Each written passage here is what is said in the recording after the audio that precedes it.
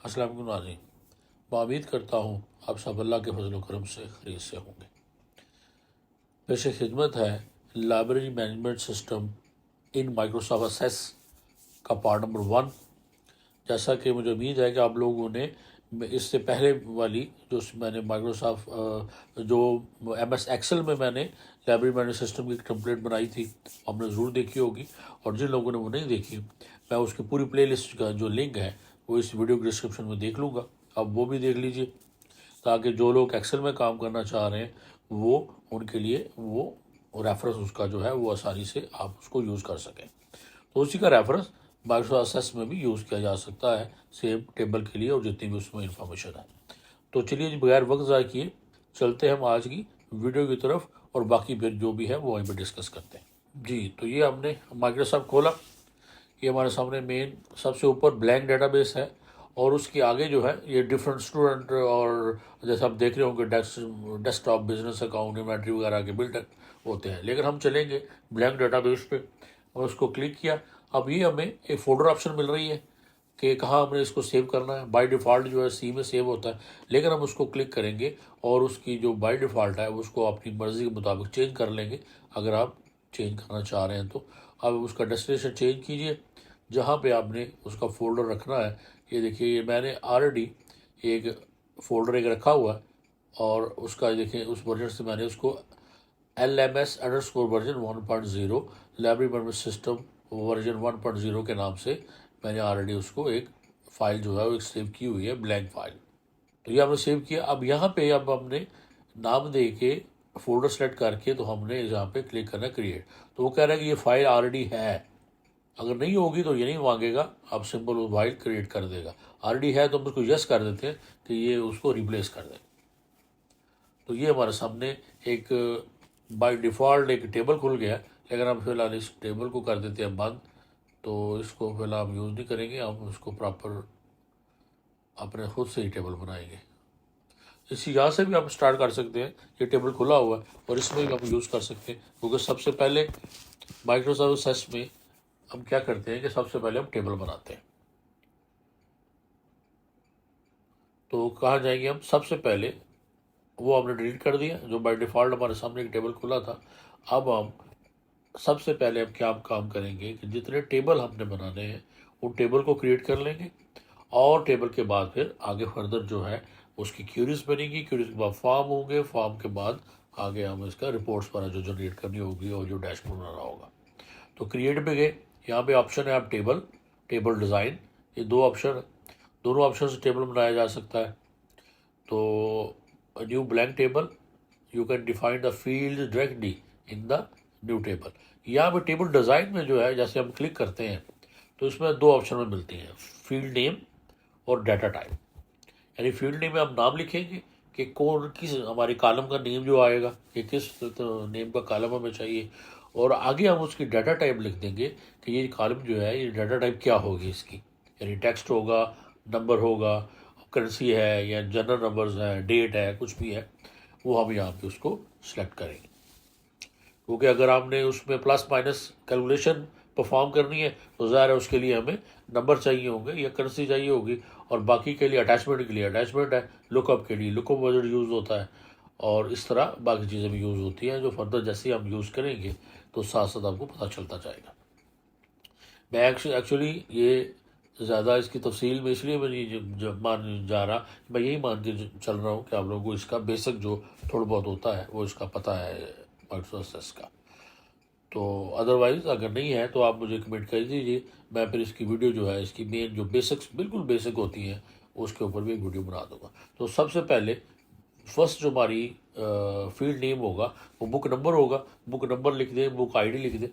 अब book ID है, आप इसको शॉर्ट टेक्स्ट भी रख सकते हैं और इसको आप नंबर भी रख सकते हैं, और इसके साथ एक हमारे पास एक ऑटो नंबर होता है वो भी रख सकते हैं कि जैसे ही हमारी एंट्री चेंज होती जाएगी इसमें ऑटो नंबर ये खुद ही 1 2 3 4 5 6 चलता जाएगा।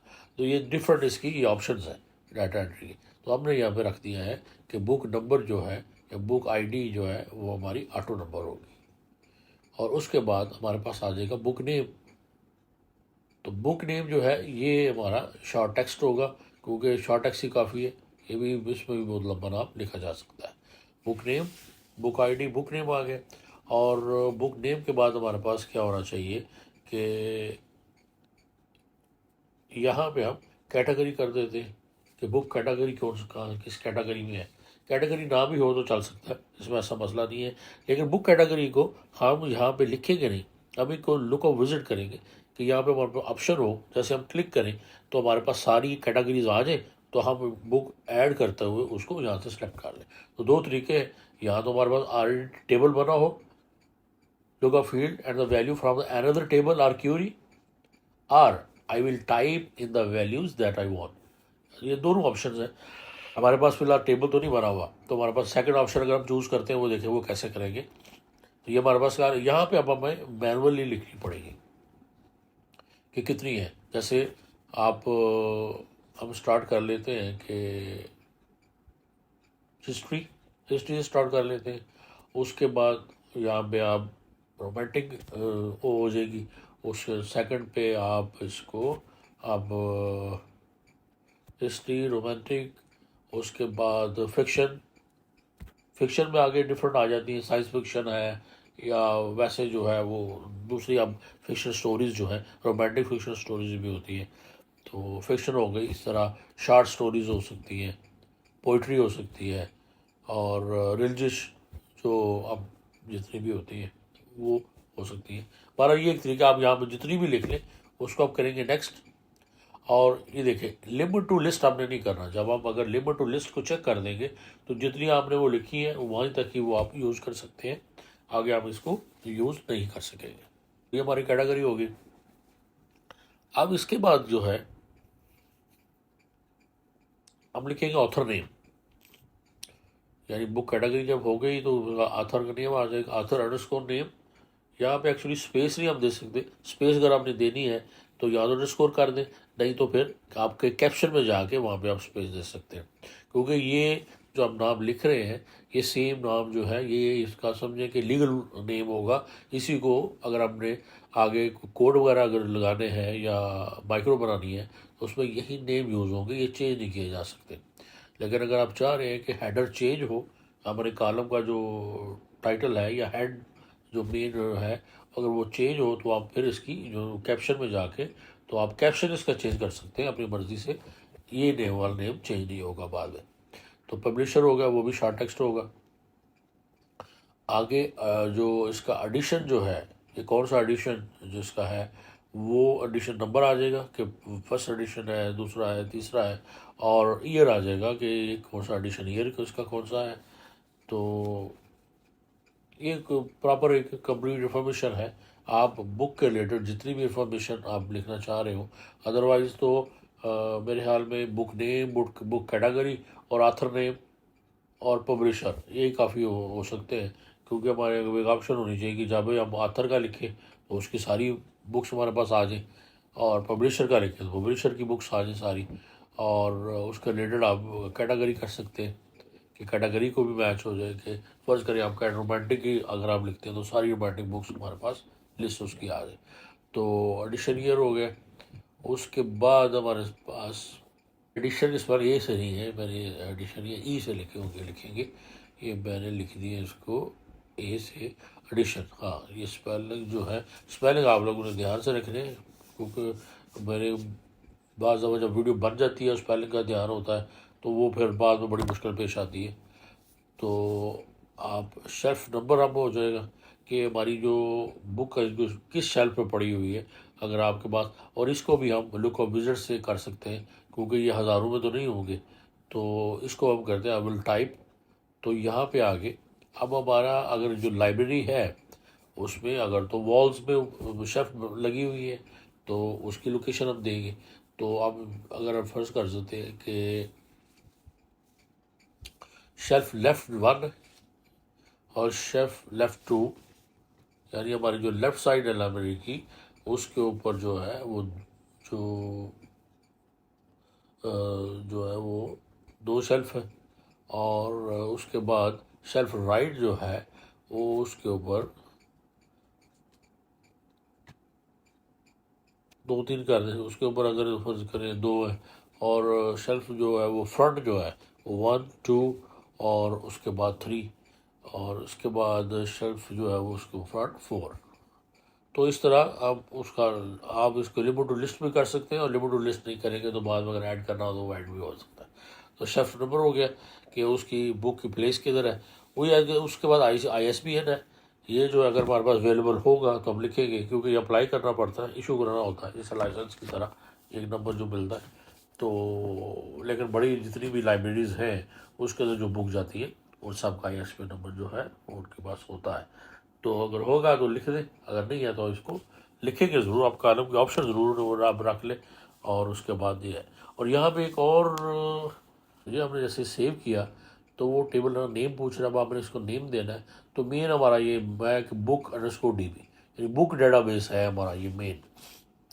तो इसको आपने ओके किया तो वो कह रहा है कि प्राइमरी की आपने इसका कोई सिलेक्ट नहीं किया, यानी प्राइमरी की जो है वो सिलेक्ट नहीं किया। तो हम इसकी प्राइमरी की जो है वो बुक आईडी जो है या बुक नंबर जिसको हमने लिखा है वो उसको वो हम कर देंगे। तो देखिए जैसे हमने यस किया तो ये देखिए कि जो हमारा पहली जो रो है बुक नंबर वाली उसमें ये की का इशारा शुरू हो गया कि ये हमारी की है। तो इस की के थ्रू आप जो है अब लिंक हो सकते हैं। ये देखिए अगर आप इसको खोलते हैं तो ये देखिए मतलब टेबल है, ये हमारे सामने कैटेगरी वाला है। इसमें ये देखिए रिलीजियस वगैरह जितना भी आ रहा है। और उसके बाद ये देखिए इसको क्लिक करते हैं तो मैंने इसमें काफ़ी बाद में लिख ली थी, मैंने जल्दी से कॉपी पेस्ट कर लिया था। ये देखिए रिलीजियस है, पोइट्री है, हिस्ट्री है, सस्पेंस है, साइंस है, कंप्यूटर है, हॉरर है और उसके बाद एक्शन एंड एडवेंचर है, तो साइंस फिक्शन वगैरह। तो ये हम यहाँ से सेलेक्ट कर लेंगे। उसके बाद हमारा शेल्फ का जो हमने लगाया था, ये देखिए शेल्फ सारा आ रहा है, इसका भी हम शेल्फ 1 पे है, शेल्फ 2 पे है, राइट साइड पे है, लेफ्ट साइड पे है, वो वहाँ से सिलेक्ट हो जाएगा हमारा। तो ये हमारा एक बेसिक सा हमारे एक टेबल जो है हमने क्रिएट कर लिया है। अब इसी तरह हमारे जितने भी हमें रिक्वायर्ड टेबल हैं वो हम टेबल इसमें बनाएंगे और बाद में फिर उसके ऊपर चलेंगे। तो जब उसमें क्रिएट पे आना है, टेबल डिज़ाइन पे सेम अपने सेम फील्ड के साथ के बनाने से थोड़ा सा चेंज है। तो मैं एक्चुअली टेबल बनाता हूँ जल्दी से और फिर वापस आते हैं जी। तो मैंने टाइम बचाने के लिए जल्दी से जो है ना वो टेबल कुछ क्रिएट कर ली है जिसमें ज़्यादा कॉम्प्लिकेशन नहीं थी। आप देख लें, book database, book issue and return database, category, members और स्टाफ या employees, supplier and transaction database. तो ये मैंने कुछ इसके डेटाबेस बना लिए। और इस डेटाबेस की अगर आप DB वाला ये तो हमने देखा था, इसमें बुक आईडी, बुक नंबर जो था उसको मैंने थोड़ा सा चेंज करके बुक आईडी कर दिया है। उसके बाद बुक नेम आ जाएगा, बुक नेम क्या है, बुक कैटेगरी, ये बुक कैटेगरी जो है अब अपने ये जैसा कि पहले मैंने बताया था कि यहाँ पे लुकअप विजिट होगा। तो ये आपने बुक कैटेगरी जो है अब बुक कैटेगरी हमारे डेटाबेस से लेनी है। इसी तरह author name, publisher name, edition number, edition year, supplier name और शेल्फ नंबर और ISBN।